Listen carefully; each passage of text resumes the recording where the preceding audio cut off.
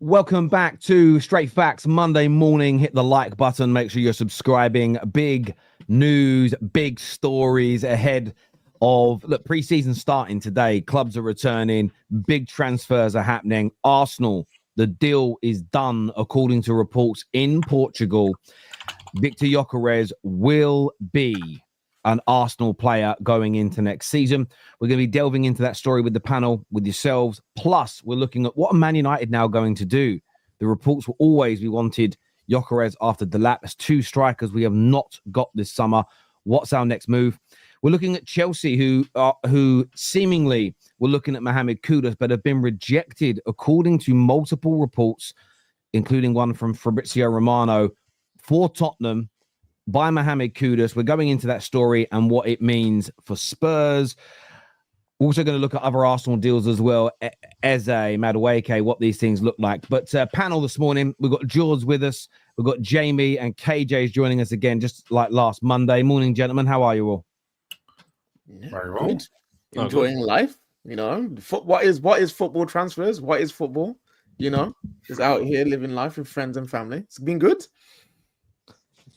Transfers is what transfers do, you know, as Forrest Gump would say. It's always been amazing for me, right? Was watching Arsenal fans in the space of, I don't think this is specific to Arsenal fans. I think all clubs do this. There was this meltdown of no to Madueke, our season's ruined. 12 hours later, you're getting Gyokeres. Oh my God, man like Berta. We ain't run by a dictator. We're flying. It was the difference. This is why I do think that was a little moment to go. You can be frustrated at certain signings, but these overarching panic attacks that all fan bases have, for me, do you remember those commercials on over in the UK and probably Ireland? Is calm down, dear. It's just a commercial. It's like calm down a little bit. But look, I wanted to go to you first, George, before we jump into the news, because you said last week on this show, Arsenal are not showing ambition if they don't sign Victor Gyokeres. They're getting him. The deal is all but done. What praise do you have this morning for your rivals, Arsenal? Now they're showing ambition. Thank you for listening. Thank you for tuning into the show last week. I mean, finally, they're actually starting to do some of the business that was promised to the Arsenal fans 6 or 7 months ago, that this was going to be a huge summer. And Victor Gyokeres is a huge signing. There's nothing that I think all of us as rival fans, none of us here can really downplay what it means and what it is to sign Gyokeres at this moment in time. It's a star sign, one of the top strikers in world football. This is a real ceiling raiser, but also a floor raiser for them in their team. You know, a player that could be the difference maker between them being Champions League holders or potential Premier League holders. Like, this really puts them into that conversation back with Liverpool and Man City for the rest of the season. So when I look at this, I'm like, you know what? Arsenal are definitely being ambitious here, but more than anything, they're making the right deal, because they were faffing around with this Sesko stuff far too long, sitting there trying to do, are we doing Sesko, are we doing Gyokeres? When it was very clear which deal cost more and which deal was the better quality one. Victor Gyokeres looks like the deal they're going to proceed with. Also seeing how keen he is. We obviously saw reports that he turned down Man United a few weeks ago, but now he's also willing to give up his own wages to facilitate the deal. That obviously shows how keen he is to get the deal done himself. So it's a very, very big coup for Arsenal. Probably the biggest signing Arsenal have made since the likes of Alexis Sanchez or so on. Like, I don't think Arsenal made a big signing of this sort over the last 8, 9, maybe even 10 years. When we talk about world football signing a top player who's available, a lot of clubs want him. But Terry, I'm sure I'm seeing you had a little bit of a meltdown on the timeline. I don't know. I saw your little back and forth with Staffy. It's like maybe Terry's panicking now. He can't get a striker. It's like Man United's window's over. I don't know. What you tell me? I respect the deflection. The deflection is a very good attempt, bruv. For me, I did see it with Staffy yesterday, and look, I've been saying it. Look, I'm very fortunate to have I wasn't on last week because of the throat, but I have a weekly, actually 2 shows per week slot on the biggest Manchester United, in fact, the biggest fan channel platform in the world, the United Stand. And as I said, in front of their millions of subscribers, almost every show for 4 or 5 weeks is that I like the fact that we're targeting Gyokeres. We got the news about a month ago, because I did see a lot of United fans yesterday do this whole, how have Arsenal got a deal done for Gyokeres in a couple of days? And we've been negotiating for a month with Brentford. And it does wind me up when I see that, because I think, hang on, Ornstein reported that Arsenal first started getting serious about Gyokeres in March. So that's when the deal begun. Okay. And yet it was 4 weeks ago when we heard that he'd chosen Arsenal, the personal terms. So how suddenly it was done in 2 days is an absolute nonsense. So I'm not going to be gaslit into believing that Arsenal were amazing at transfers because they get Gyokeres done in a weekend and we've been working on the deal for a month. I'm not gonna do that because it isn't true. But I've said all along I was very willing for Man United to wait until Arsenal decided or Arsenal picked which one they were going for, and I was hopeful it was going to be Sesko of the two. Now for me is when I really look at Ineos in relation to the striker. Specific to the striker, have you got your ducks in a row? Do you have genuine backup plans ready, or are we now going to be pissing in the wind? So until that point, I mean, we can all speculate. I saw United fans yesterday cry about Dominic Calvert-Lewin. Maybe we'll sign him, maybe we won't. I'm just not going to lose the energy on it until it happens. So yeah, I'm a little worried about what we're going to do because United have done very well with convincing Mbeumo, very well with convincing Cunha. But we've done a terrible job so far of landing a striker. And the main reason we've done a terrible job, again, people will blame Ineos. I blame the team and the manager for that final performance because both the Lap and Gyokeres, it's been very well documented, would have picked us if we'd have beaten Spurs in the Europa League final. So as much as we can blame Ineos and say you've got to do better business, had we won that final, we would have got our main targets in the striker positions as well. So there's a combination there. I am a little bit frustrated. We're going to see what now happens because we do need a good number 9 that can score goals. I'm seeing the Dominic Calvert-Lewin links. Don't want them. But we'll come back to Man United a little bit more later in the show. We'll do that. Now, listen, I think we'll be okay. I think we'll get a decent striker. I don't personally believe, and if I'm wrong, I'll hold my hands up because I don't have an agenda like the rest of these crybabies. If we end up with Dominic Calvert-Lewin, I'll condemn it. What I'm not going to do is condemn it before it happens. That's weird. That's like me sacking KJ for being late when he hasn't been late. Just take what you're doing and put it into a real life scenario and see if it makes sense. But Jamie, from an Arsenal perspective, when you look at this deal, how much of a game changer do you think this is in terms of the title race next year? Yeah, I think with Arsenal, there's probably an accumulation of things that they probably needed to get right. I think Zubimendi was a big one because obviously it was announced in January and it was kind of trickling along before I got over the line. But now it feels like this week has kind of been big in a sense of they get to be over the line. They have Madueke potentially coming in, who would be a good squad player. And then obviously getting Gyokeres. I think what we said last week was with Sesko would probably be more of a long-term player and someone that they could develop a little bit more to be the striker that they couldn't potentially want in 2 or 3 years. But that's not what Arsenal need right now. They've been touching on winning a major trophy for, say, 2 years now. Since basically they got back into the Champions League, and they need someone who's going to get them over the line next season. They can't be waiting around for another 2 or 3 seasons. So, yeah, I feel like it does. I still think Liverpool are probably stronger. I think obviously it remains to be seen what way the team will be affected by, like, obviously the Jota news and stuff. So I do think as a whole they probably have a bit more experience. They kind of have a bit more star quality in Van Dijk and Salah. So I think they're kind of a little bit ahead. But I think like this will only get Arsenal closer now signing Gyokeres. So yeah, I think Arsenal win a trophy next year. Which one I do not know. But the signing of Gyokeres, it just makes me confirm that, okay, you know what, the issue of not being able to score goals in big moments is probably done. Like I've said many times, they lack clutch players. They only really got Saka. They lack just individual carry jobs sometimes, you know, outside of Saka. And Gyokeres has been doing that. He's been doing that for almost 3 years. He did it for Coventry and he's been doing it for Sporting as well, where he'll put the team on his back and he will drive them forward with his goals, with his speed, with his strength, with him be able to take on defenders. He'll get you up the pitch and he will give the opposition a threat.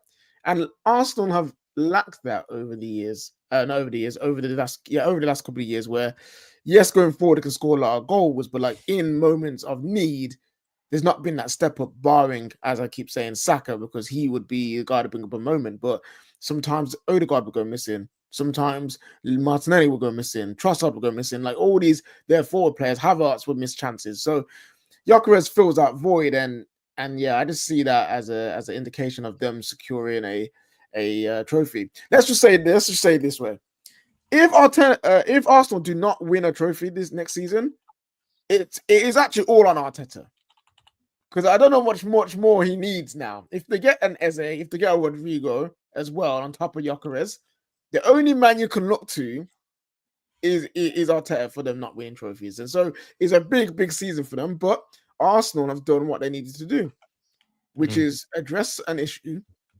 address it with a big signing, and give their manager every single chance to win trophies next year. And I feel like they are doing that this summer window. So let's see what happens. I think Gyokeres will be a good signing. I think he will score goals. Let's see if Arteta can put it together. The one thing I would say about Arteta as well is, he can still be praised for the job that he's done at Arsenal, but now it's about getting them over the line to win a Premier League or Champions League, because that's what is going to be looked at in terms of his legacy at Arsenal. But I think from where Arsenal were to where they are now in terms of consistently being in the Champions League, like, that shouldn't be overshadowed as well, because you look at some teams that are trying to get that consistency in the league right now and they can't get it.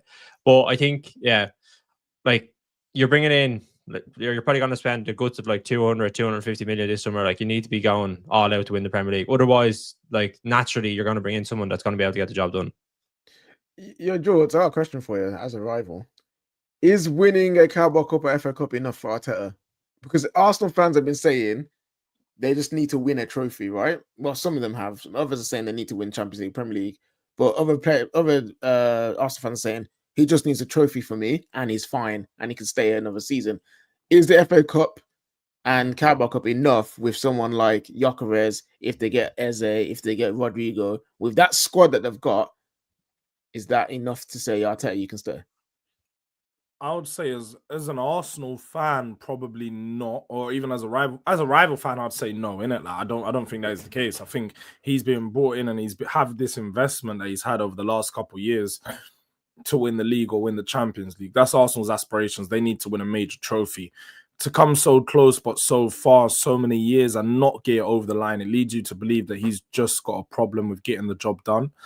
So I would say that it's probably not enough, but at the same time, I think Arsenal's board would see it as enough, and he would definitely get more time as a manager, because for them, they've taken a step forward this season from last year, no matter what, whether they went from winning no trophy to winning a trophy. For them, it's probably, we're going in the right direction now. Maybe the season after that, he's going to win a major trophy. And then you start this whole roundabout again of, is Arteta going to do enough to get the job over the line? I think you've obviously got to give managers time and so on. And if they do win things, it's tough to sack them. But I think if clubs have ambitions and you want to stick to that ambition of winning the league or Champions League, and you have a certain expectation on that manager, you have to stick to that. So just like us, even though Ange won something, you have to sack him because the consistent performance just wasn't there. Arsenal have that consistent performance, but not at the level required for where their goals are. So I would say he still needs to be sacked if they win just an FA Cup or League Cup. But again, I very highly doubt that this is going to happen with the last few things we've seen with the board and Arsenal and so on.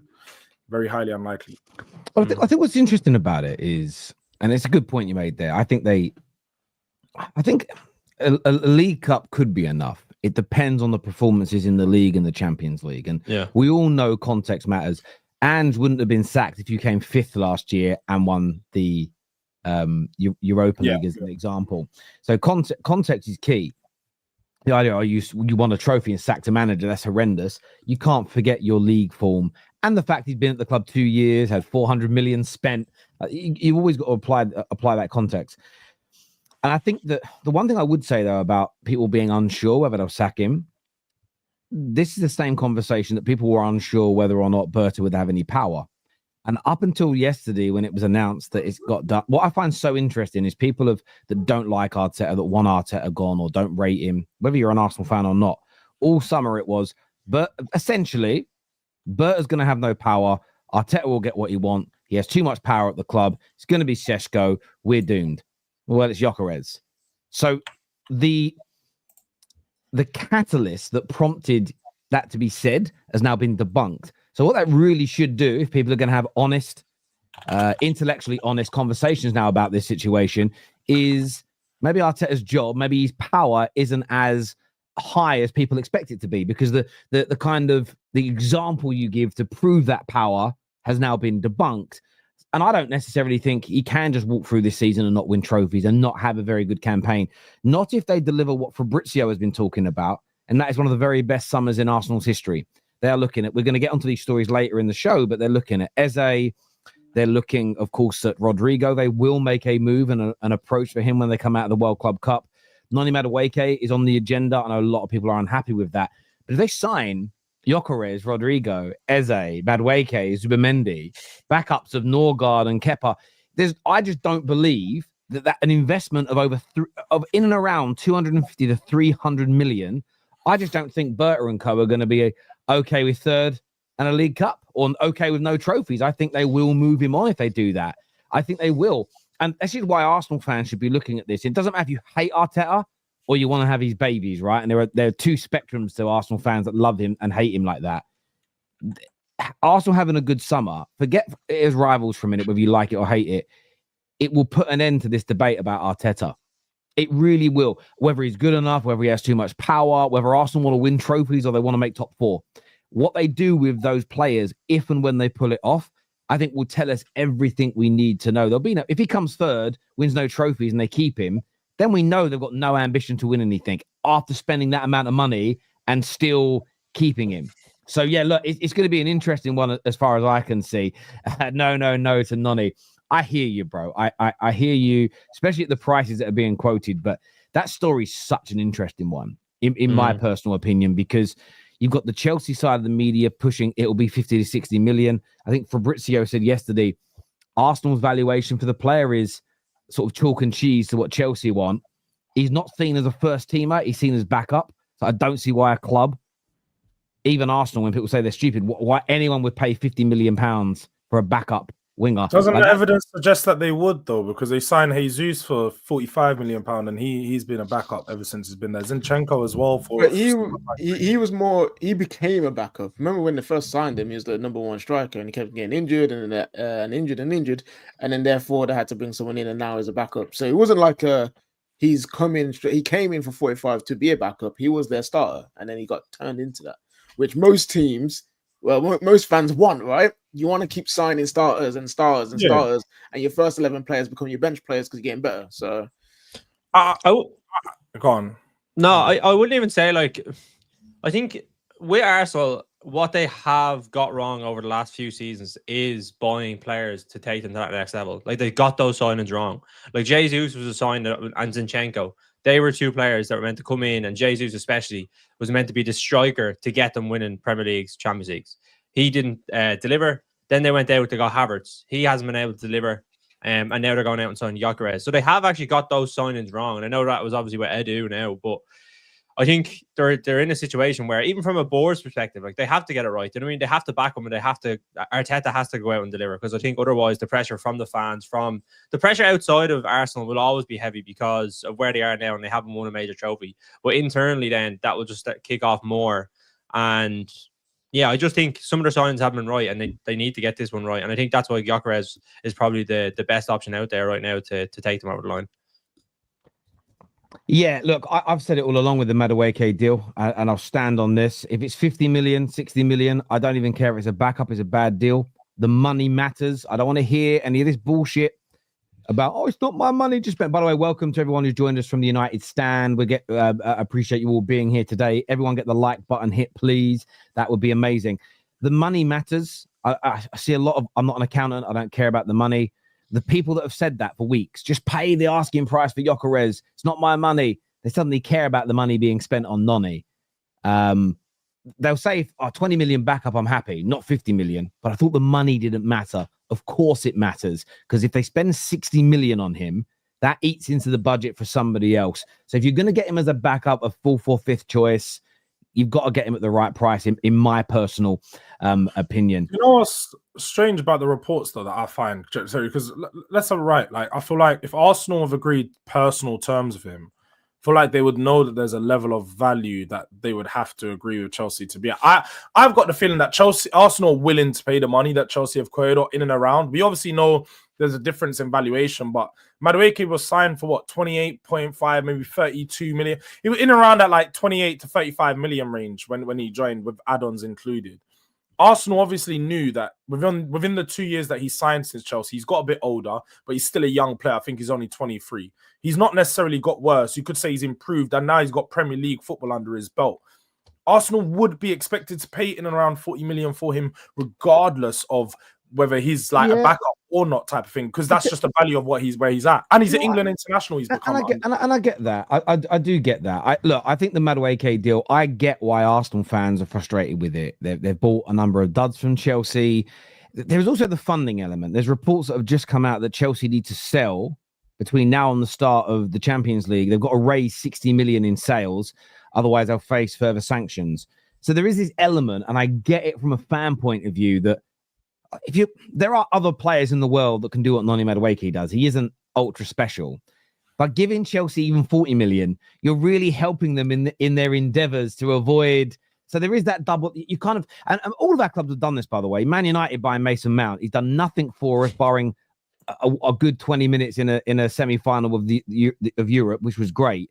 But you actually think back now to that deal, that helped Chelsea out of a financial hole that we just shouldn't have done. It's like when people buy football kits for other clubs. Like, why would you ever help another club's financial endeavors? It's crazy. I mean this, KJ. Next time we're on a tour somewhere, I ain't doing no stadium tours or nothing of any club that competes. I'm not giving a penny to any football club that competes against mine in any way or shape or form. And maybe in America, because the MLS clubs are not a threat. Do you know what I'm saying? Maybe in Saudi, they're not. Well, actually, they're a little bit of a threat. They've got money, bro.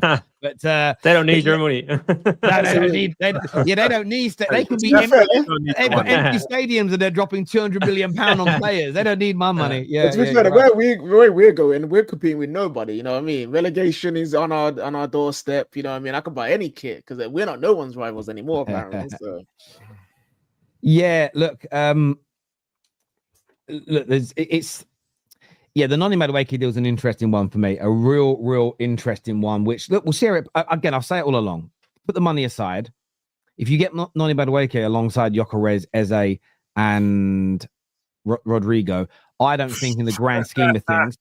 Yeah, but that's what they're aiming. The thing is, we can only go by the stories. And I feel like it'll be Madueke or Rodrigo, and it may be. I think they're pushing it. I think they're probably leaning more towards Madueke, even though it's going to be like, say, 50, 60 million. The wages would be a lot different. You know what I mean? Like, Rodrigo's apparently looking for 300 grand a week. But I think that's why a lot of frustration maybe came from the Arsenal fans, because if you're thinking about, right, what players can we bring in that are of elite quality, that know what it takes to win?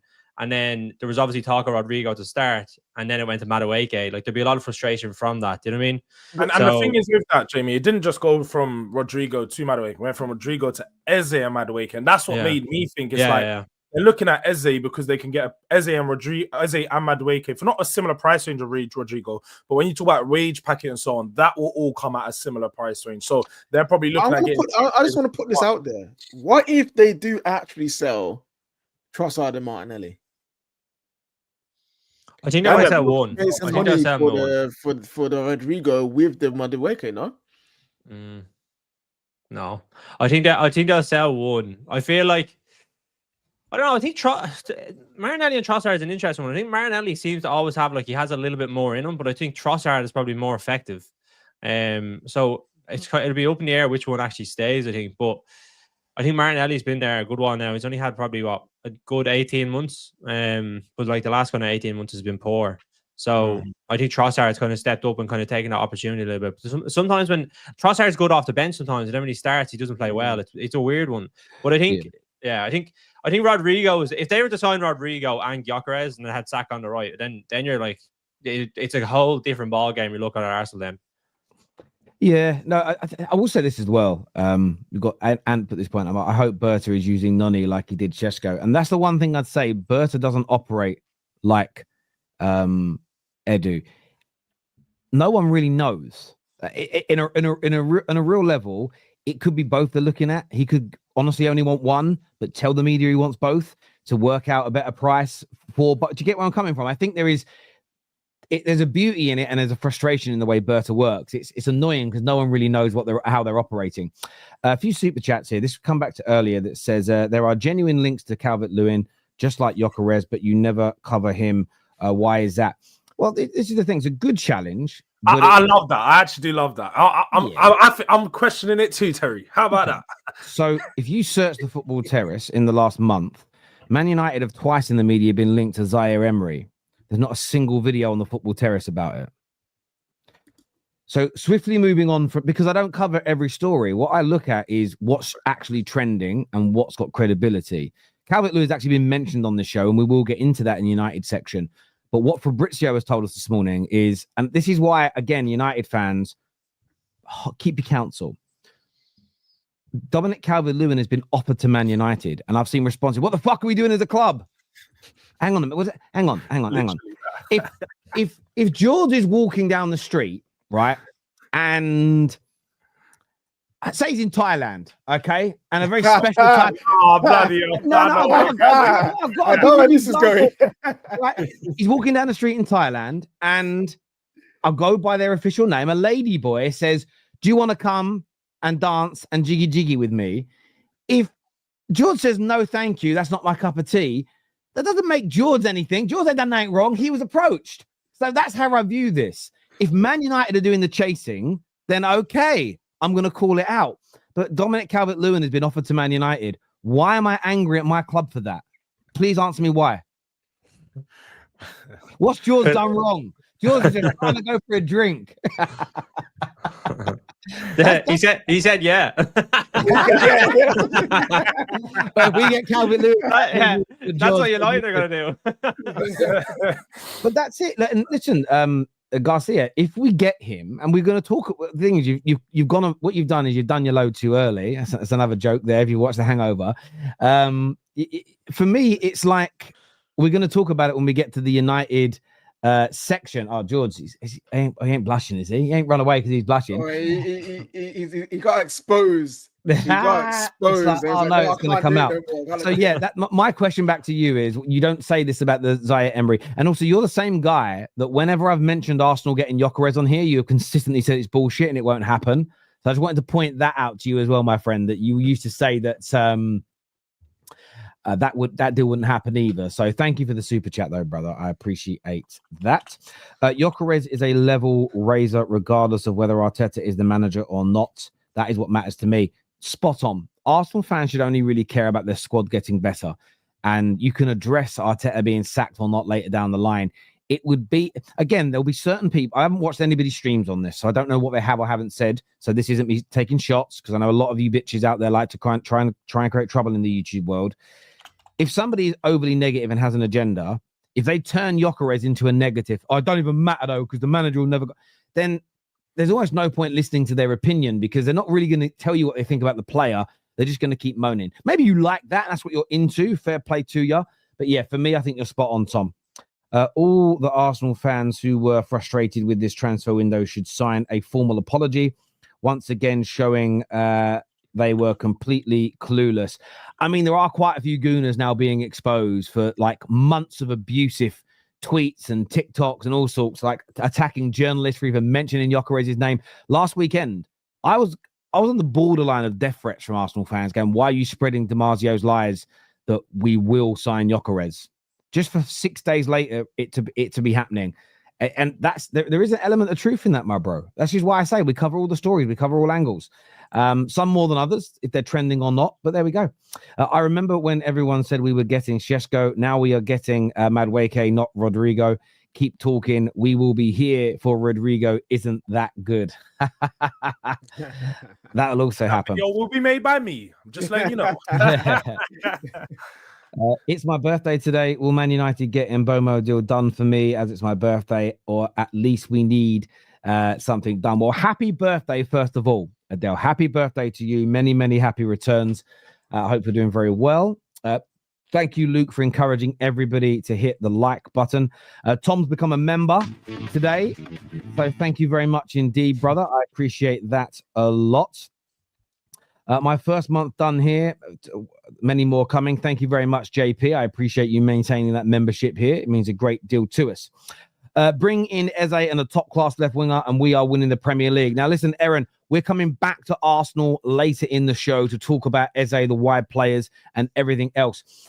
Back to Adele's One tweet. more before you Okay, man, I feel bad for Norgard. All the attention has went elsewhere, but he'll prove a lot of fans who doubted his signing wrong. No. Don't feel bad for Norgard. This is what Norgard needs. He doesn't need to be the marquee, nor should he be. You know what I'm saying? He needs to be coming in under the shadows, lurking around, doing his job quietly, and then that's when he'll get his praise. If he was the main midfield, one of the main midfielders, or one of the main signings for Arsenal, it would be worse than what's happening now. So I feel good for Norgard right now.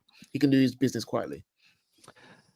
So many gooners piss me off, and this deal makes me happy because I know those lots are molding. A bunch of toaster people disregarding their own club. I will say this in defense of certain people that are always angry, including fans of my own club, is PTSD does play a part. We never do enough. We never get this done. We never do X, Y, and Z or the other.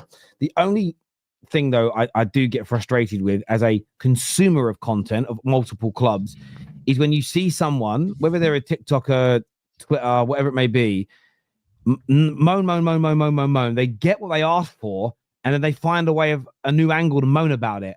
That's when I do get frustrated because you realize that is an agenda. So, for instance, if somebody tweets angrily every time El Hilal win a game, saying Bruno should have joined them because he would be competing, and then when they get knocked out, doesn't tweet about Bruno, that's when you know it's an agenda. Same with a transfer, right? So in a transfer, if it's we're not going to get him, stop reporting on it. Why are you guys going live about it? We're not getting him. It's all lies. You get him, the guy you really wanted, and your reaction is, yeah, but the manager's going to do a shit job. Oh, actually, his first touch ain't that great.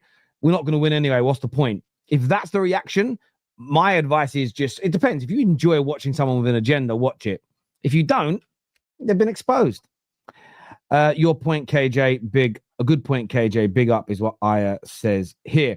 But yeah, we're going to come back to Arsenal a little later in the show when we talk Eze and a few other things. I wanted to, we touched on it a little bit earlier, but KJ, what do Man United need to do now, in your opinion, striker-wise? Because obviously we're going to have to pivot away because Gyokeres is going to Arsenal. We've known that for a while. There are links this morning with in both directions. Some saying he's rejected us, some saying he really wants us, to Osimhen.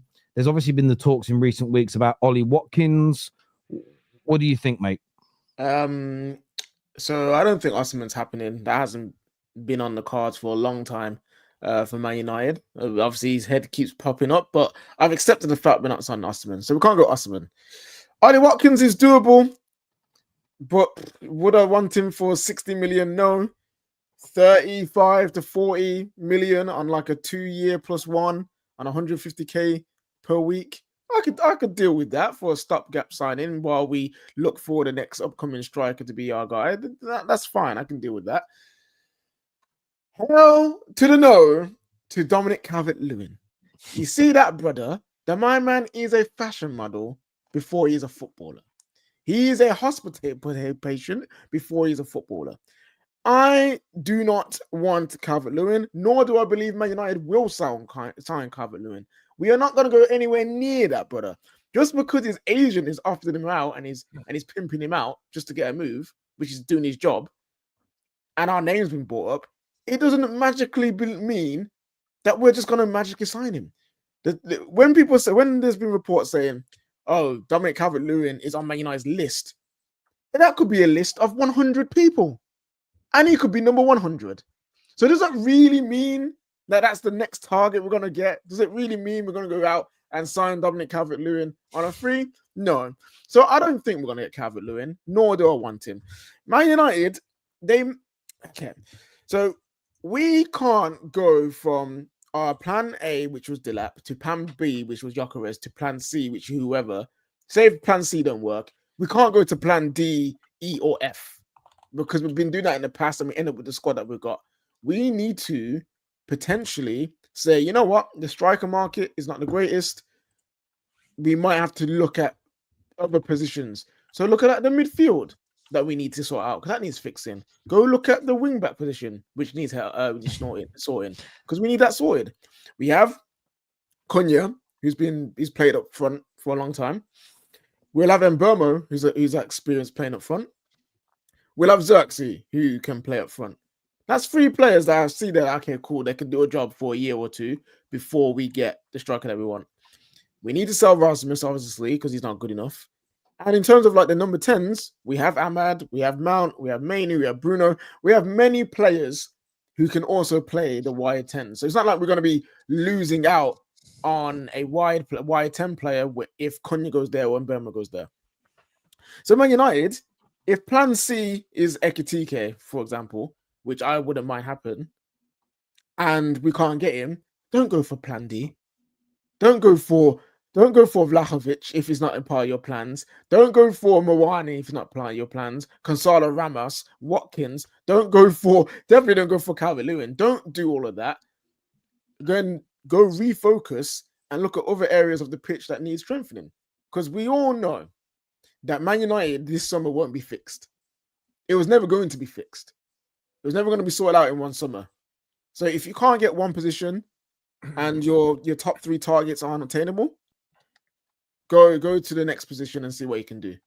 Because we've been in this cycle for too long where we just take what we can get and we end up with players that aren't good enough, end up with players that are overpaid, end up with players who don't really want to be there, and then we stuck with them for 4, 5, 6 years and can't get rid of them. So, yeah, that's what I think United do. Have one more shot at a striker, whoever it will be, and then after that, go and move on to different areas of the pitch that need sorting. I think that'd be the best way for United to come out of this without looking like more of an idiot than there's some people think they do. As a Liverpool fan, I think Calvert-Lewin would be the perfect signing for United. I bet you would. Yeah, like listen, I don't think Calvert-Lewin is good enough for what he's wanting in that area. But I'm trying to think now. Like, I don't think they'll go for Sesko. I kind of think he's probably. I think the way Sesko is maybe being talked about is that United aren't at the level that he wants to be at. I think he wants to play in the Champions League, maybe for a better team. I think Arsenal would have been the perfect choice for him. But who do United go for? Like, I seen there was talk of Jackson, potentially Nicholas Jackson.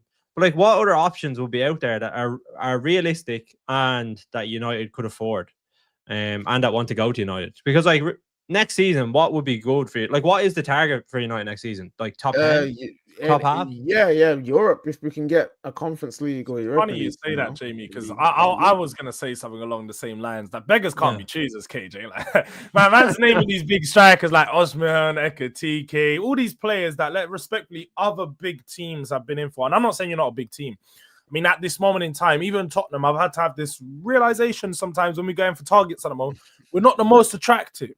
You know, you guys have the law that your Manchester United is a big club, but away from that at the moment, there's nothing really bringing you to Manchester United as an institution. What's there right now? Is it a good manager? You don't know if Amorim's actually that good. People that have worked with him will know whether he's good or not, but new players probably thinking, it doesn't look like a comfy situation over there. Also, they've seen what's happened with Ten Hag and Ineos and all these changes. There's loads of players leaving right now. You know, they saw the way that Rashford's got treated. His numbers being given away already to Cunha and all that. Garnacho wants to leave. Anthony wants to leave. There's a lot of moving parts. So I don't really know if Man United is the most attractive proposition. But when you did name strikers like Vlahovic, I know I would agree in saying Dominic Calvert-Lewin's below your level, although it would be funny to see him, you know, turn up in a Man United shirt, probably take it to Paris Fashion Week, do a little strut, you know. It's definitely the Man United thing, put some PR business behind it. But I think Vlahovic and those types of strikers are probably at your level, and you're probably going to have to look to make a smarter acquisition rather than one of the bigger acquisitions. And I think that'll probably be the better move for Man United, you know, signing a player that fits the profile of team the profile that you need, rather than going for that bigger signing or the goal scorer. Because I don't necessarily think you're going to need a goal scorer next to Cunha and Mbeumo. You probably just need someone who can facilitate them and work with them. Yeah, I don't necessarily think it's about beggars being choosers, because people were laughing at the idea of us getting Cunha and Mbeumo and we landed them. Yes, we've missed out on our 2 main striker targets, which is frustrating. And we know it's harder to sign now than probably ever before in my lifetime as a United fan. But I would be frustrated more with Dominic Calvert-Lewin as the first choice new striker, because I do not believe that is the level that we're at. Rivals say, yes, it is. The same rivals that said that Newcastle and Spurs and Arsenal and all these clubs would land the Cunhas and the Mbeumos ahead of us. So I'm not taking what you're saying too seriously. I'm not going to have an immature reaction to it and cry, because I would just be more angry at the club for not aiming higher, because I do believe we can sign better than Dominic Calvert-Lewin. And yeah, where I agree with you though, Jords, is it's probably not going to be a player of the level of a Gyokeres, because there's only a handful of them around. The Seskos and Ekitike deals, again, I like them. I like them both as players, but they're talking at 90. You're talking 90 millions at the moment. United don't have the facilities for that because of the other areas that we've got to follow. So maybe that's a position that we have to wait deeper into the window in. Sesko's an interesting one to watch, because I think his ego is going to be a little damaged and a little bruised. The reason why a lot of, and also frustration with Leipzig, because I think he joins Arsenal if Leipzig lower their asking price, and it's like they've pushed it up throughout the course of this summer. So I wonder what his attitude is going to be like, whether he's going to be fully committed. Publicly, he'll tell journalists he is, but is he really going to be like that? Is he going to start pushing for a move? Can that price be lowered? Because I do think it would be an interesting opening day of the season. Man United, Arsenal, Gyokeres and Sesko against each other. There is something about that which would add drama. But look, I still think that United should be looking at Matetas. I think that Ollie Watkins, although again, he isn't on the top of my Christmas list, and Ollie Watkins for a season or two as our main 9 is a vast improvement. So a lot of people say, how could you go from Gyokeres to Ollie Watkins? We're not. We'd be going from Højlund to Ollie Watkins, because that's actually what's playing for us right now. So again, Man United fans, don't be drawn in by the banter and all of that nonsense. It's just banter. It's not fact. So I still think we've got some good options out there. We've just got to get it at the right price. But I think KJ is correct. If we're looking at strikers, because there's been an update from Fabrizio in relation to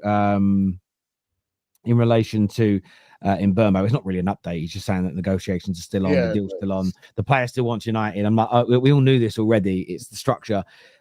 If we can't get a striker at a decent price at this stage of the window, I agree with you, KJ. Move on to other positions that we can improve, because what we have added with Mbeumo and Cunha is far more goals to the team. So there are goals there. I do want a number 9, but I don't want to drop those 60, 70 million. Again, if you're going to drop 65 million on Ollie Watkins, that's only a few euros short of what Leipzig want for Sesko. So I'd rather pay the extra 10 million euros and get someone who's got their career ahead of them than Ollie Watkins. Although Ollie Watkins, compared to Sesko, is more proven at this stage. So you could argue he'd be better. There is actually a report for United this morning as well about a young player, Javier, I think it's pronounced Javi. Javi Guerra, yeah. Pronounced Guerrera. Okay. Yeah. I thought it was a soft. Okay, right. Sorry. So yes, Guerrera. Sorry. I'm reading something else. I don't know much about him. All I know, he's a big fucker at about 6'2", technical midfielder. Does anyone know much about him? Plays for Valencia. I've just seen this. I've seen bits of him. I've watched videos on him, like some breakdowns of him tactically and what he can bring. And he'll bring some energy. He'll bring some legs to Man United. He'll bring good technical ability to be able to keep the ball. He's got decent ball carrying. He's improved his goal scoring from his first season with Valencia to this season, so that's good. He's one of those 8/6 hybrids where he could be a 6 if you trained him there. He could be an 8 if you trained him there. So he'd be one of those players that if we signed him, I'd be very happy with, because I'd be another midfielder in with a better technical level than what we've already got, a bit more energy that we've already got, and with someone like a Bruno Fernandes there to help guide him through the Premier League, I think you'll have a good player there. It couldn't just be him though. That's what I say about the midfield. If you're not going to go for a Prem-proven midfielder like Wharton or Belieber, then you would need 2, in my opinion. You'd need like a Guerrera and let's say a Hayden Hackney. You get both of them together to give them a chance to both blend into the Premier League and then form a partnership over time. Because those two would need time to develop into. yeah.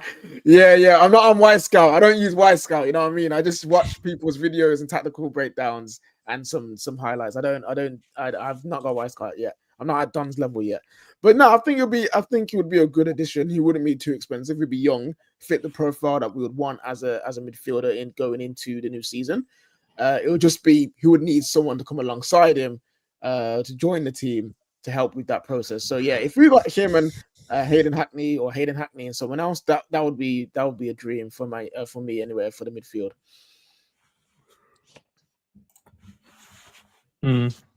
I think Guerrero, I live in Valencia, but like Guerrero, he plays okay. Like He's not not like I wouldn't think he would be someone that would be able to come in and like elevate United, which I think is what they need. You know what I mean? He'd just come in and just be like a standout player. Like Valencia are a poor team in Spain right now. So like if that's kind of the level that United are looking at, then I think that's just the level that they're looking at. It's kind of a fall from grace in that sense. Do you know what I mean? Like that's Yeah, but he's a developing player though, Jamie. Any like he's not he's not finished article. So. Do players go to United and develop? Is what I would say right now. Do you know what I mean? Like a lot of players go to United and like they have good, promising careers and they struggle. Like United need players that are going to come in and like have that criteria to go out. If you look at our signings, don't look at our signings before Ineos, because that's when they suck. If you look at the signs we've made with Ineos so far, so Lenny Yoro has developed pretty well. I think he had a decent season, not perfect, but you can see there's development there. Patrick Dorgu is showing signs of he can improve as well. I don't think he wasn't great, but he wasn't also as bad as people were trying to make out he was. He was okay. Who else did we sign? Ugarte, I think that's been a dud signing so far. I don't think it's been great. I can admit that. Josh Rezerkji, another mixed bag. But the rest of the signings, like De Ligt, I think had a good season before his injury, and I think Mazraoui had a good season. So the young players, though, there's been a different approach, hasn't there? With obviously there's like Kone and Obi that we signed who were on the borders of the first team. There's obviously the young players like, Heaven's a great example. He came into the Man United first team, and until he hurt his leg, he looked a Premier League player almost instant. And we've all seen that at our clubs. You get a player that comes into your team and you go, okay, now he genuinely looks ready straight away. You've got it with Conor Bradley. No one outside of Liverpool knew who Conor Bradley was. Comes onto the pitch and you go, fucking hell, he can play football. Doesn't mean he should play every week. You've signed someone to replace Trent, but you can see a player in there. The one thing I'd say, I don't know much about this young midfielder from Spain, but sometimes you can have a player that looks okay in a very poor team, but you can take them out of that poor team. And you could argue United are a bad team at the minute, to be fair, but you can put them into a new environment and they can look very, very different indeed. So, I do trust the people that are now doing our scouting. I don't think they're necessarily eyeing up absolute bums. And this is the first window for the new system as well. But I can't give a full and frank opinion on the man because I've never watched him play, if I'm being honest. But I'm sure everyone's just going to draw on the Dominic Calvert-Lewin links and go, that's it. But look, a few people are saying that Fabrizio tweeting saying that Man United are totally focused on Mbeumo is him shutting down the links to this midfielder, because that report says United are closing in on the deal. But it's this. But that's because people have this idea that Man United can only work on one deal at a time. Kind of the myth that we have about our club. It's not like we did a double deal for Mazraoui and De Ligt at the same time. We was talking to Ugarte way before we signed some other players in that window as well. So taking 5 weeks in Mbeumo could lead you to suggest otherwise. What? That we only work on one deal at a time? Yeah, taking 5 weeks to agree a fee. Yeah, but taking 5 weeks on one deal doesn't mean we haven't been doing other deals in the back. I'm not saying that. I'm just saying it could lead you to suggest otherwise, isn't it? People are suggesting that you can look at it your way, but you can also look at it the other way. Taking 5 weeks on one deal could mean that you're focusing on this deal because no other deals have happened during that time. So when Arsenal was taking how many weeks between Sesko and Gyokeres, was there not talking to Norgard? Around doing what? Were they not also talking to Norgard? This is the thing, though. This is where I push back. It's not faffing around doing nothing. Arsenal are going to end up getting Gyokeres for around £56 million flat fee. What they were asking for was 80 million euros as a fee, which comes in at what we're saying here. That comes in at 68 million pounds. So it's not about that. It's about getting players at the right price. And the team that keeps getting praised for how well they sign players is Liverpool. But Liverpool and I know they've got their deal done fast this summer, but Liverpool typically get good prices because they never fucking yield. And you can never become like Liverpool if you don't start practicing like they do. And that means that some deals will drag. I remember how long the Thiago Alcantara deal took, and that was a £25 million deal. It fucking took weeks because Liverpool wanted the deal to be right for them.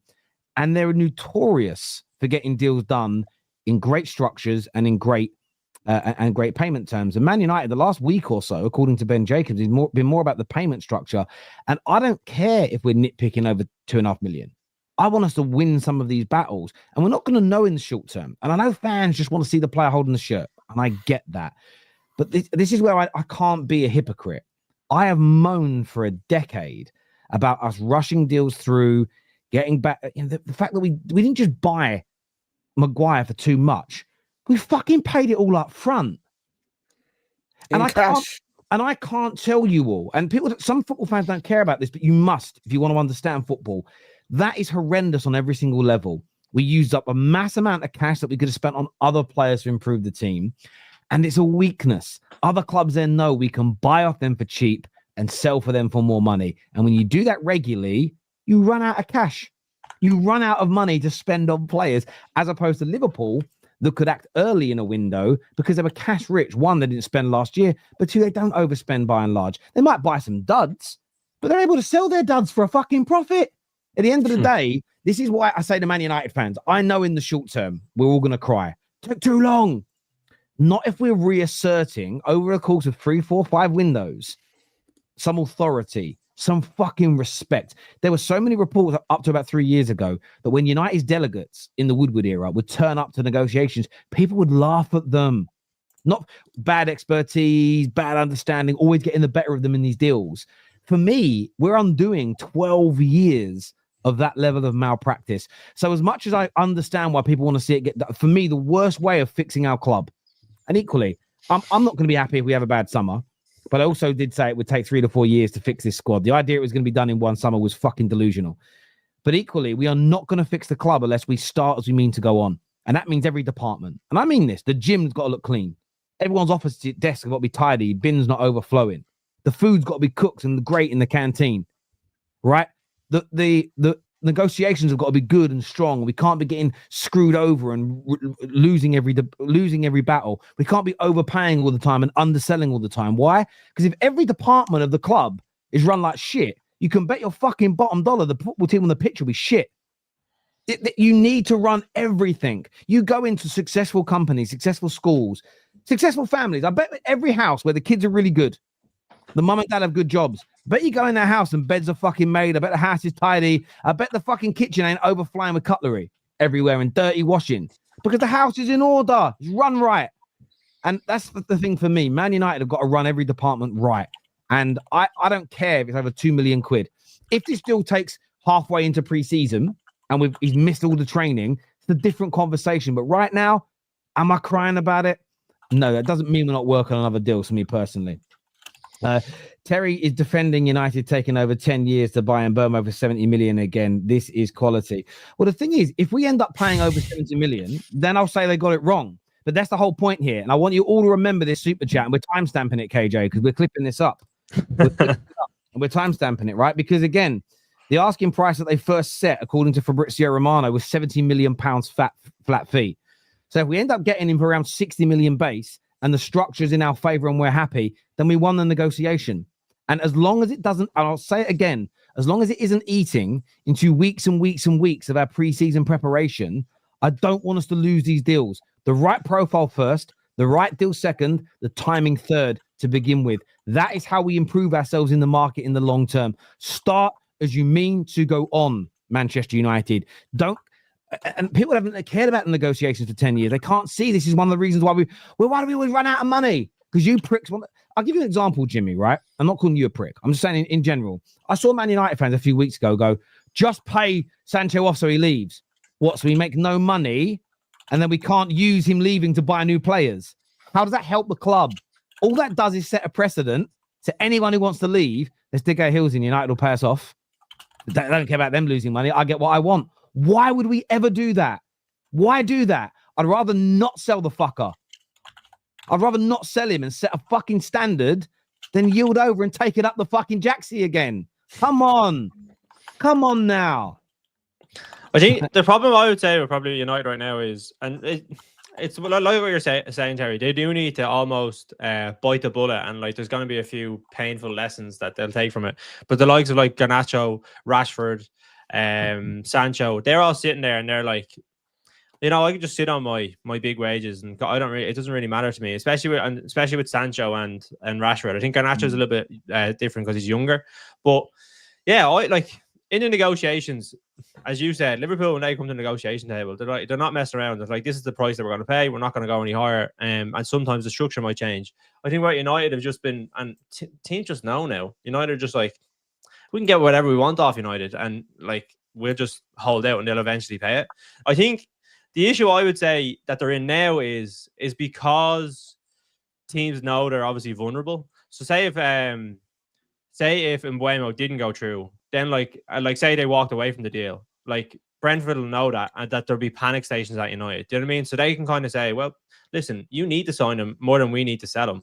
Do you know what I mean? So I think there might be a little bit of sticking point between that. United are trying to stay firm, but then Brentford are like, well, we know you need to sign him. So I think that's why it's a little bit more of it's not like with Liverpool where if you're like, say, we're going for Vert after we win the league, we can just walk away and maybe go out and sign another player for 100 million. United aren't in that position, which I think makes it more difficult for them now. But I do agree, they still have to stand firm. And if they don't sign Mbeumo, they don't sign Mbeumo. Yeah, Jimmy, I hear you on that. And look, people forget these things. And again, what's really funny, you go back to the 4th of June, right? And I'm going to put this tweet up on the screen in just a moment, right? Because I've got to go put it onto an overlay. But on the 4th of June, Fabrizio puts out that they want 70 million plus, like a starting point, right? And I'm going to put this up on the screen. And the reply, and this is the problem with Man United fans sometimes. I get why we want it, and I get we don't want to ruin preseason. I totally understand it. But one of the reasons why we've bought badly, one of the reasons why we've not been respected for such a long time is because we yield too easily, right? And I want to put this up because people trust Fabrizio Romano, because if he said right now, people are trusting the Dominic Calvert-Lewin links because he said he's been offered to us. So that's why I'm using him as that case in point today. We put this up on the screen here just so everyone can see that it happened, okay? Brentford asking for a free, close to what they paid for Cunha, starting from 70 million with the possibility to negotiate. That is what he said, okay? Starting at 17 million pounds is what they wanted. You read the replies from everybody. 70 million, what a joke. 70 million, are they out of their minds? 70 million, fuck me, that's ridiculous. 70 million, are they taking the piss? 70 million, da, da, da, da, da. Now we're at a point, now deep this, Man United fans reacted to that and said, no way, no way. 4 or 5 weeks later go by, just pay it, we want the player. So Brentford get what they want because you're too weak to go no. So you've gone from saying, screw you, we ain't paying that, to just pay it, please, I want the player. Other clubs are doing welcome videos and I need it as well. That's more what it is. Because you're not doing, some of you are saying, I want it for the preseason, and I get that. But Man United fans are moaning about us negotiating, and the same ones who said, don't pay the fee. Go to that tweet, read everyone who moaned about the fee. Now read what they're saying. It's bullshit. It's bullshit. And Garcia, that's aimed at you that says, I always challenge people with things that people haven't said, because you said it earlier about the about you said about Gyokeres. I absolutely remember you literally took things about, are these links any good? They're going to end up with Sesko. Areta is in charge. I remember you super chatting that, my brother. So you definitely did. So look, as I'm saying, the only argument we've taken so long that I think holds any water is if it goes too deep into preseason, it could damage the integration into the team.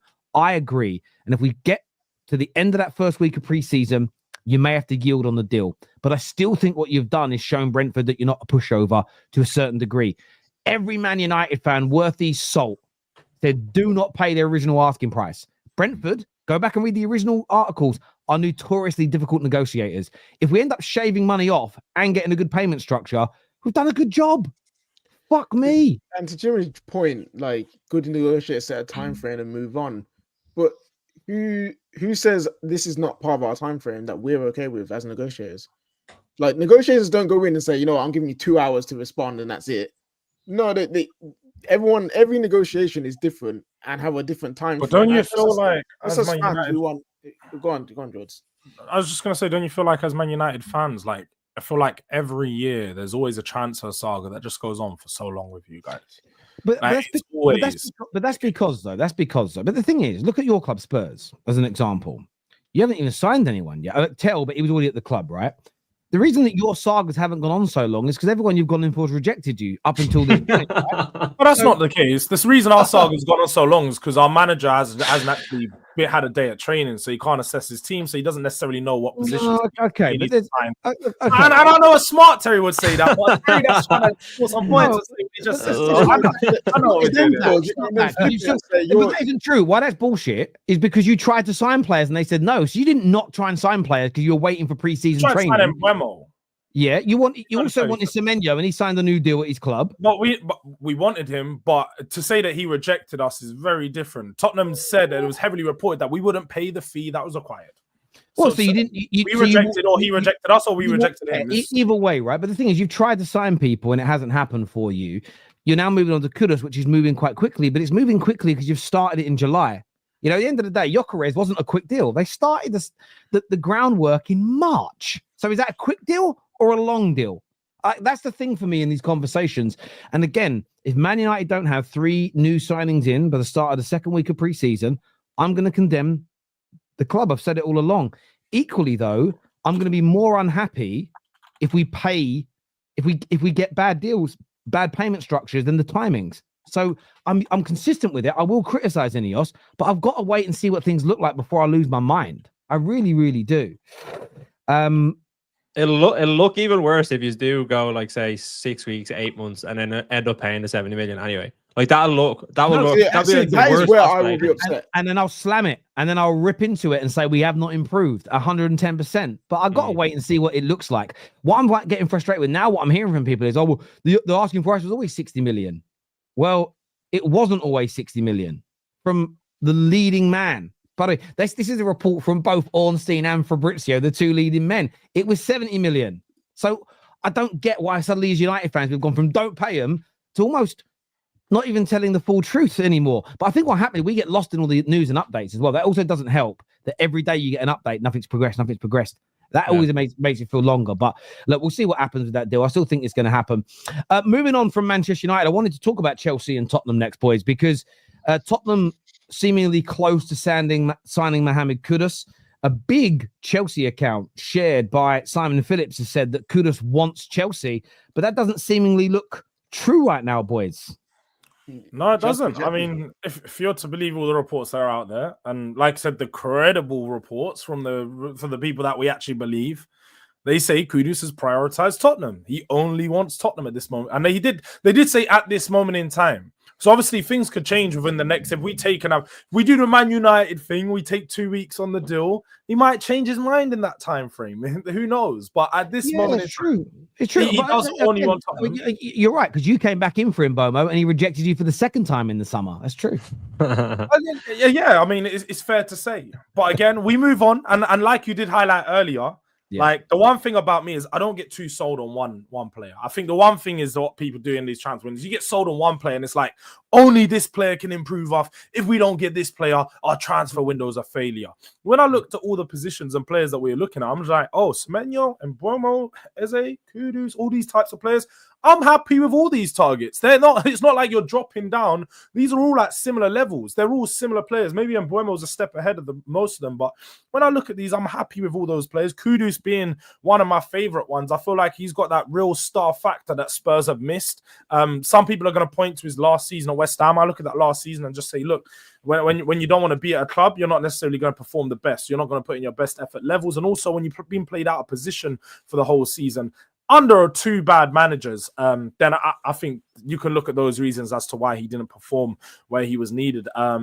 But yeah, no, look, apparently I did also see a report today that he's rejected or rebuffed an approach from Bayern as well. So he seems really keen on this Spurs deal. And I can't lie, it does feel nice for a player who actually really wants to come to Spurs because, hey, it's been a while. Spurs were in 17th, and even then we can still get players. And West Ham fans, I know they're going to hate this one because, hey, they're coming over to your biggest rivals. Respectfully, West Ham, they hate us more than anyone. So to come to Spurs, and you know what? This window, nearly every time a journalist or a group of journalists have said a player is given his priority to a club, that player hasn't changed his mind. So I do believe that Kudus has rejected Spurs. And if you don't want to say rejected because people are sensitive. No. Kudus has rejected Chelsea, sorry. He's rejected Chelsea. And if you don't want to say rejected because you're sensitive, he has told them that he prefers Spurs right now, and that's where we're at. And I think Spurs get this done, and I think Kudus would make the right move, in my opinion, to go into Spurs over Chelsea, because he's got guaranteed game time. He's going to be playing in Champions League anyway, and he's going to be working with a manager who I think would get the best out of him, you know, because he's not a touchline winger like what Maresca likes to use.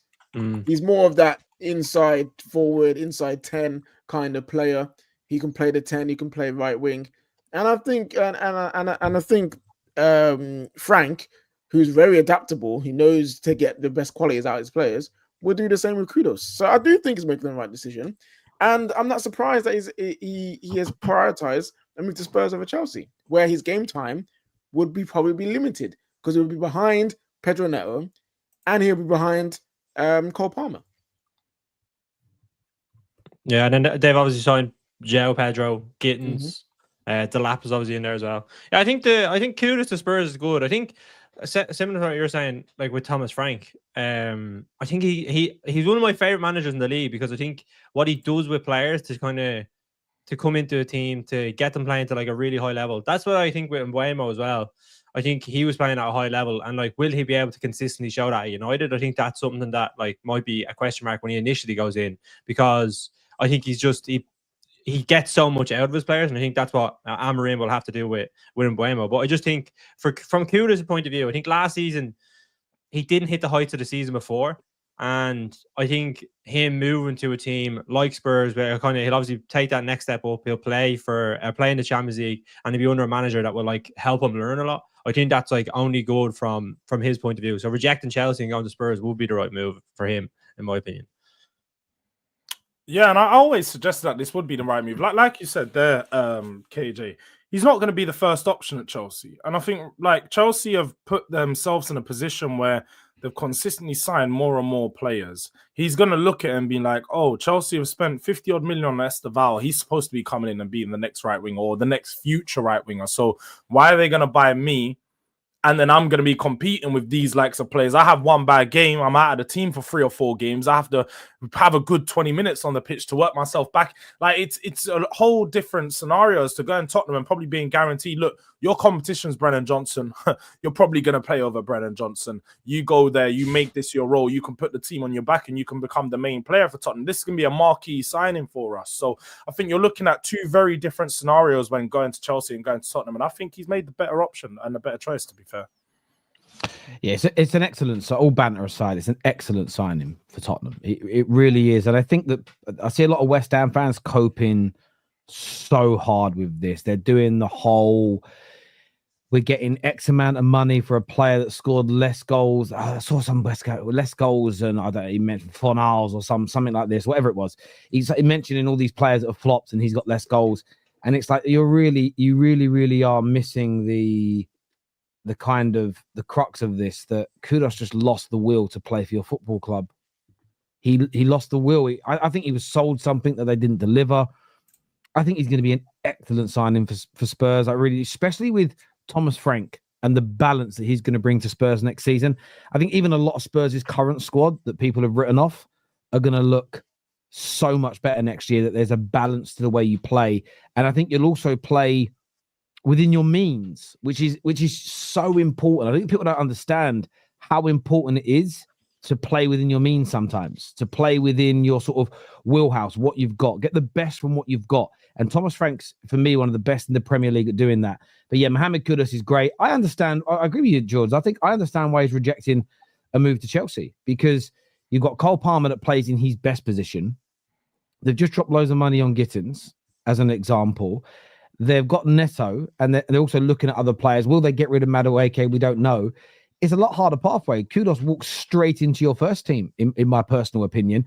And that's whether that's in a wide position or centrally. I think he could start in all of them at your team right now. The only person that really challenges him is Kulusevski. That's the only one who really challenges him. And what's his injury saying? He's still going to be out for a while, isn't he? Out for the majority of this year, I'd say probably November, December. So he's out. So you haven't even really got to worry about that right now. He walks into the team. I think you guys might even play him centrally. I think you might play him in that central role that he really wants. And yeah, fair play to Spurs. This is going to be, and this is why as well, I think sometimes don't always panic. You know, the Eze deal, you walked away from it. Mbeumo couldn't happen. And then you obviously had the Semenyo deal was priced out of a move and you guys stepped back, which is fair. But you've ended up with Mohamed Kudus. And that's why United not getting Gyokeres. I'm not going to, like, you know, allow myself to be immature at this moment. I'm going to, part of me feels angry, but I'm just going to wait. Because what I don't want, and I know some YouTubers thrive on this, I don't want the content of me crashing out today over not getting Gyokeres just for in 2 days' time to be really happy with a deal that comes in. Because I just don't know. It's fair for other YouTubers to act like that. Go watch them. I'm just not going to do that as best I can. Because right now the window's still open. The thing is, I've had many years where I've criticized that window at the end of it, when it's over and I know what we have and haven't got done. But no, you guys have done really, really well here. Really, really well indeed. I think it'll be a big hit at Spurs. I really do. I said the same about him joining Chelsea. I'm not going to change my mind because he's joining Tottenham. I think it'll be a big, big hit indeed. This year says, I see Madueke near my club. 30 men fall that day is, well, fair enough. Fair enough. Is there any news around United and a DM? Ugarte is a 2020s DM, tough tackler and nothing else. Well, this young lad Javi plays both roles, so there's an opportunity there. But outside of that, nothing really for Man United. And now there's been contrary reports saying he's actually waiting for a new contract at Valencia because he wants to stay. So yeah, I'm not too sure how strong we are in for this kid, even though I think he'll be a decent signing. There's pretty much nothing, and I don't think there will be anything until we figure out what we're going to do with our striker situation, and also if we sell Garnacho, Rashford, Sancho, all of that. Once those guys are gone, or a couple of them are gone, I think we'll see more links to midfielders because we'll have a bit more money. Yeah, I agree. Terry and KJ, it feels like United are quietly setting up to sack Ruben. Sick to say, but that's clearly what way we are heading. What are your takes? I don't think any club actually intentionally sets up their manager to be sacked. I don't think that's a thing that they do because they might as well just sack him now. You know what I mean? Like, why set him up to be sacked if you don't want him? You just sack him now, right? So I don't think they're setting up Ruben to be sacked on purpose. I think they're trying to be better in the transfer market. I think they're trying to do things differently to the old Man United. And because we're trying to do it now in the position that we're in, it's not an easy change. It was never going to be an easy change over to what we're doing. So it's going to be difficult next season for Ruben if we don't get transfers in. And it might lead him getting the sack. But I don't think it will be because United are trying to set up a Ruben Amorim to be sacked. That's my personal opinion. Yeah, I agree. I don't think we're doing it to actually sack him. I would respectfully disagree. The Tottenham supporting gentleman here, don't know your name. Sorry, it's Jords. United need a goal-scoring, out-and-out striker. I think with Cunha and Mbeumo coming in, you've got two players that score quite a few goals. So you don't necessarily... I think you could work with Xerxes in there. I think Xerxes, if he facilitates for those two the way that would be needed and those two taking up those central areas. And also, I think they'll revolve into that central role. You'll have Cunha in that central role at times. You'll see Mbeumo in that central role at times. So I think with Xerxes, it could potentially work, you know. Or even Cunha false nine, and you have Bruno with Mbeumo or Ahmad with Mbeumo. Like there's options there for us to go without a quote unquote out goal scorer. I think where Jords is right though, Adele, it is you have to look at it from the perspective of, I want to say this right. I would rather sign no number 9 than the wrong number 9 and waste the money. And we've done that too much again in the last 12 years. So I'm just going to stay true to all the reasons I've said the club has been failing. One of them is, we need a striker. We didn't get him. Let's buy this guy for 50 million, but he's crap. Yeah, but the fans want a striker, so we'll just buy one. You can't behave that way. It needs to be the right one. It really, really does need to be the right person. I'm not defending Arteta, but if they sack him, name me another manager to replace him. What happened to longevity managers? Ferguson, Wenger, Diego Simeone at Atletico, 14 years. So again, when you say name you another manager, I mean, we did this at the end of last season. We looked at managers that were potentially available, and they are out there. I think that you may not like them, but there are other good managers that you could pursue. What I agree with is and I want to make sure I say this in the right way, like your club needs to be sure. And the idea there's no one else out there that's as good or better. I mean, I remember Arsenal fans 2 or 3 years ago saying no to Luis Enrique and going, no, nowhere near good enough. He is. You look at Arne Slot at Liverpool. There are managers out there that may not even be the top of the list on the hype job list, but they are good enough. I think the idea that he's irreplaceable without winning, with potential regression, with large money being spent and no progression, I think that is a poor way to run any organization that needs winning. So that's where I agree with Standard FC. That there has to be a cutoff point and a deadline when you're dropping. Again, if you have the summer you're expecting now, that takes his spending to somewhere in the region of £1 billion on his squad, and major trophies should be expected. And let's not pretend there aren't other very good managers out there, that they do exist. Sorry, I've already done that super chat. My apologies. This here says, bring in Eze and a top class left winger, and we are winning the Prem. That's the other link to Arsenal at the minute, and they're reported to move on to Eze next. That's going to be their next focus. How good a signing, George, do you think Eze would be for Arsenal? Depending on how they use him, I think he could be a really good signing. Like I don't see him as a like that guy says they need him and a left winger, or someone to play left wing. I don't think he is the left winger or person that should be there to replace Martinelli.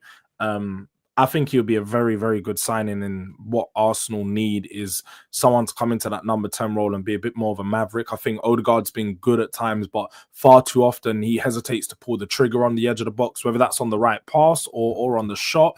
I think Odegaard he flatters to deceive. He flatters to deceive a lot of the times of what you need from your number 10. So I feel like Eze comes in and adds something a little bit different. I don't know whether Arsenal are going to drop Odegaard for Eze, though. So that's where my confusion is with this deal. Maybe they're going to work out and try and, I think there may be a change in formation, and he might try work both of them into the team at the same time. Maybe putting Eze in the 8 or Odegaard in the 8 and then putting one of them ahead of each other. But I think definitely if he's coming in to play that 10, he improves Arsenal's attack heavily. And looking at Saka, looking at potential Gyokeres and having Eze behind him, he's that creator that you need.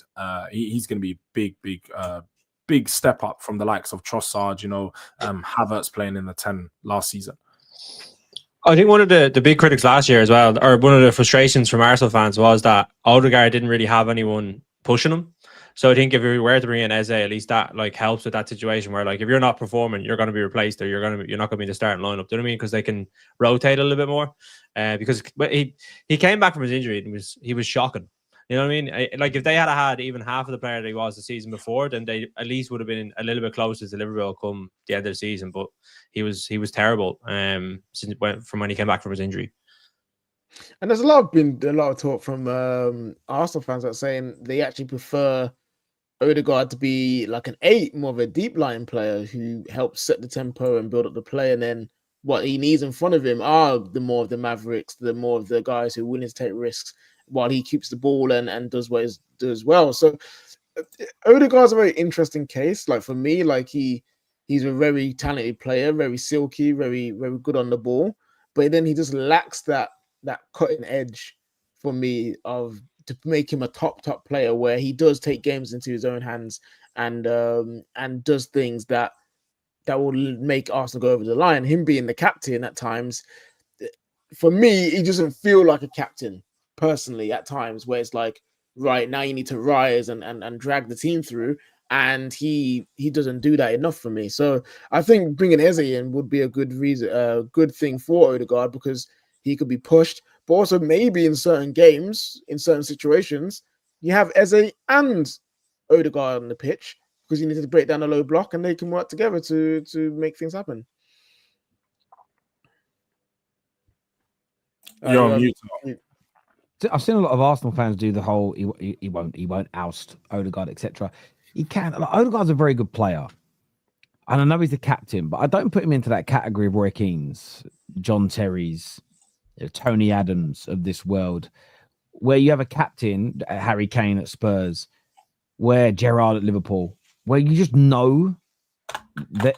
I just don't put him into that category of completely undroppable, far too good to not be dropped. I think he's a level below that as a player, and that's not a dig. I don't mean that in a horrible way.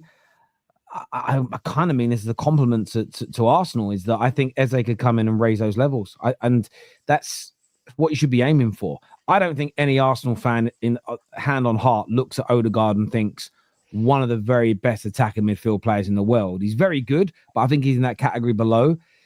Is Eze one of the best in the world? Look, he's a little bit older than Elise when he moved, but we've all seen what Elise has done when moving to a better team. I think Eze is going to do very similar.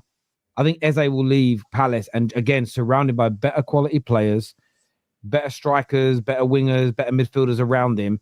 I think you are just going to see the brilliance of this man shine through, which shone through in most Premier League games in bits because of the way Crystal Palace play football.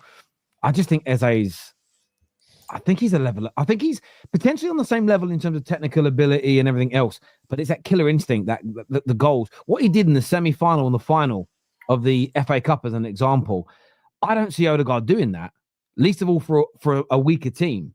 Like, he's not that, Odegaard isn't that player, where Eze is. What Eze will bring Arsenal as well is that clutch nature. They've got Gyokeres coming in that's clutch, Saka's clutch. You had Eze in that's also clutch. You suddenly have 3 members of your midfield stroke attack that are clutch. You're a different team. You are not dropping winning. You're not leading in 10 games and they become draws again next season with those 3 players in your team. I don't see it happening. They're too clutch. It's why Liverpool, I think Liverpool last year you weren't winning and then drew, but you had a lot of games where you were drawing and scored late. Yeah. 5 or 6 games where you just came up trumps, where Arsenal was the other way. There were a lot of games where they were winning and then it fell away. Gyokeres and Eze changed that for me. So, listen, and then you might add Rodrigo in. So, yeah, fantastic piece of business if Arsenal can get it done. There's nothing really negative that I can say about it, other than fuck you, really, because that's a good bit of business. Like, it really is. Having said that, I say that my club ain't gonna have a chance of stopping Liverpool next year, so I need someone to stop you guys getting 21. Do you know what I mean? So it's probably not the end of the world, really. It's just gonna be that opening day. I've had a few thoughts about this while we've been live. Opening day of the season, I don't know what we're gonna do, but going up against Eze and Gyokeres and Saka, maybe Rodrigo. You know, I'll be tuning in to watch that anyway. Yeah, that's gonna be grim. It's gonna be grim. Flipping hell. He's already writing off the first game of the season. Hasn't even started. Well, we've got to see ourselves play, but it's just like, and look, I just think about it, and the one thing with Arsenal last year is it was a team where if Saka weren't scoring that winning goal, you had a chance. If Saka weren't on form or playing or didn't get the winner, you had a chance of winning the match. But they're just adding players into their team that are killers. You know what's fun about like watching United fans is that at the end of the season, you don't care anymore. So like when you're slagging you're just like, we don't care, we know we're shit. But it's the start of the season, your optimism is back. So you're like, you know what, we could actually do something well this year. Yes. And then it just slowly starts to decrease the more the football. You must say slowly, Jamie. Usually it's about 6 weeks into the season. They're all like, oh, forget the season. Right the season off. By the end of September, like early October, most United fans last season already done with the year. Like, yeah, no, it was crazy. I'm here for a good time, a long time next season, man. That's all I'm saying. If we get 10th or 9th, man, would bite your hand off from that right now. You know what I'm saying? Yeah, like, it's the hope. It's the hope that kills you. It's just like, we signed Cunha. We signed Mbeumo. We're gonna have a good season. It's like, no, you're not. I want to sign. I want to win 2 games on the bounce next season. We can get. Oh yes, that's what we need. That's actually a crazy stat. The fact that we didn't even as fans for a single season go, we won a game, then we won the next one. And the thing is, we'll see what we do the rest of our window, you know, and what we look like. I think that's really important. Like, what are we actually going to look like going into next season and everything else. But yeah, just going up against that team. It's going up against them on the opening day, because I think the opening day of the season, hopefully you all agree with this, it just feels so nice to win it. But when you've got a game, I remember, I think we went on to win the league that year, but we played Chelsea on the opening day of the season once. And I think they battered us 3-0. Maybe they went on to win the league that year. But I just remember thinking, why have we got to play them on the opening day of the season, man? I want to get that W. You get the 3 points. Because the opening day of the weekend, generally, every fan base, including the teams that are probably going to get relegated, and I don't want this to go from football, and this is the one thing I'd say about the negative approach from online fans, is I can only say, growing up as a kid and an adult, no one went into the start of the season angry. Everyone went in with, come on, guys, what can we do? I don't want that to leave football, because if that leaves football, I think that's such an important part, the build up to the beginning of a season. Having said that, though, back in that era, we followed transfers. No one watched preseason. No fucker did. No one gave. You'd wake up in the morning, you'd open the paper. Oh, we lost 2-1 to Bangkok FC. No one cared. No one went. So there was a difference then. But yeah, I'd hate to start the season and be like, oh, we're just doomed. That'd be shit, man. That'd be crap. Those first 5 games are right off. No, it'll never change, because that optimism will always be there, I think. But it's that's what I mean. It's the best time for you to lose, because you have the hope. Whereas last season, coming to the end of the season, you were just giving up games in the Premier League. So you're like, we don't care if we lose. So it'll be nice now, come start of the season again, that we'll be able to have a little bit of ribbons. No, I agree. I agree with that. I think it's going to be an interesting one indeed to see how that goes. Cal here says, I don't think Eze comes in for Odegaard. Eze will come in as a left 8 or left wing. Eze Odegaard unlocks those pesky deep blocks. Well, you make a great point here, Cal, is you could also use both in the same team and in get different games and systems. And I think what Eze does is give you, excuse the awful pun, but it puts more in your arsenal. It literally puts more into your arsenal and more into, gives you more weapons and more options. Because last year when you might take Declan Rice might have started as a left 8. You take him off. Who was coming on? Who was coming on to change the game from an attacking perspective? And I think that's really important. So I just don't see it as a negative for Arsenal in any way. Whether or not he leads to Odegaard being dropped, whether it leads to fucking Rice being dropped, it doesn't really matter. As long as this is all I would care about as a fan. Is my team getting better? If the answer is yes, I'll be well happy with that. Gentlemen, I appreciate you all coming on and having your say. We were going to touch a little bit on Liverpool, but I thought about it during the show. And do you know what? When it comes to the transfers with Liverpool, I still think a few more days to let everything settle at the club. Not that it will ever be fully settled with everything that happened with Diogo.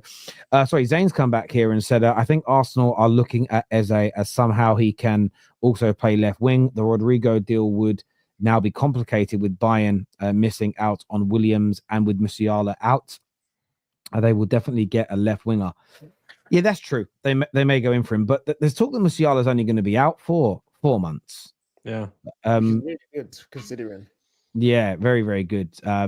Similar with Harvey Elliott. Harvey Elliott had the same injury. He was only out for 3 or 4 months, I think. So fingers crossed he can recover really quickly with that one. But yeah, Bayern Munich. But they've gone in for Kudus and been told no.